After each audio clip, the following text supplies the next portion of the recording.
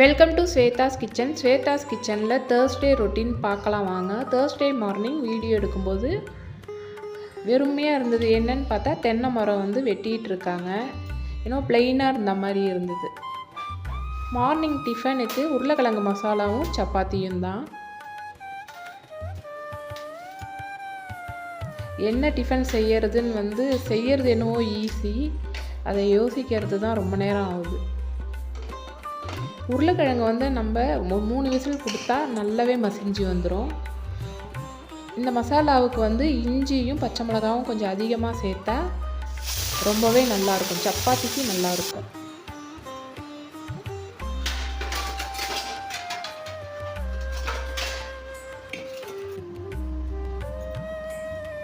இன்றைக்கி lunch box pack பண்ணுறதில்ல, வீட்லேயே சாப்பிட்டுட்டாங்க.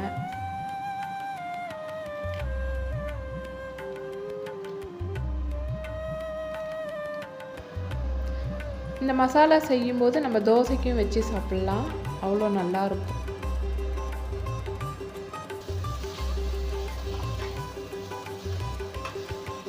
இது மீந்துருச்சுன்னா கூட நான் இதை சின்ன சின்ன உருண்டையாக உருட்டி நம்ம பஜ்ஜி போண்டா மிக்ஸில் அதில் எடுத்து போண்டா மாதிரியும் போடலாம், நல்லாயிருக்கும். உருளைக்கிழங்கு போண்டா மாதிரியும் இருக்கும்.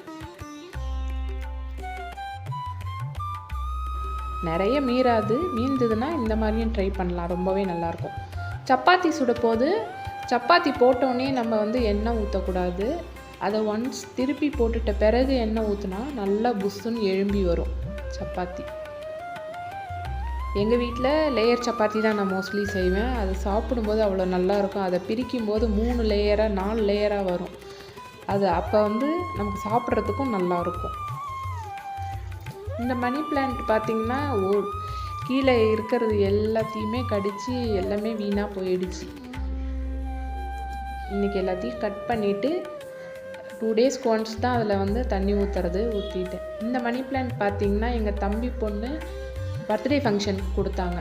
அது அப்படியே அது அழகாக அதுலேயே துளிர்த்துக்கிட்டே வருது. அதுலேருந்து பொபக்ரேட் பண்ணி எந்த இடத்துல வச்சாலும் அது பாட்டுக்கு வளர்ந்துக்கிட்டே இருக்குது.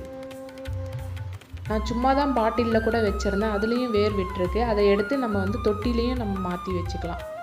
இந்த தொட்டி செடியெல்லாம் 1 வீக் ஒரு வாட்டி நம்ம கிளறி விட்டுட்டோம்னா அது ஊற்றுற தண்ணி அது உள்ளே இறங்குது. முட்டைத்தோலும் நிறைய சேர்ந்துருந்தது, அதையும் அதில் தூவிட்டு கொஞ்சமாக தண்ணி ஊற்றிட்டேன்.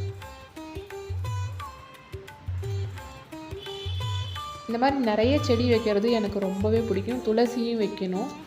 இதோட இந்த vlog முடியுது.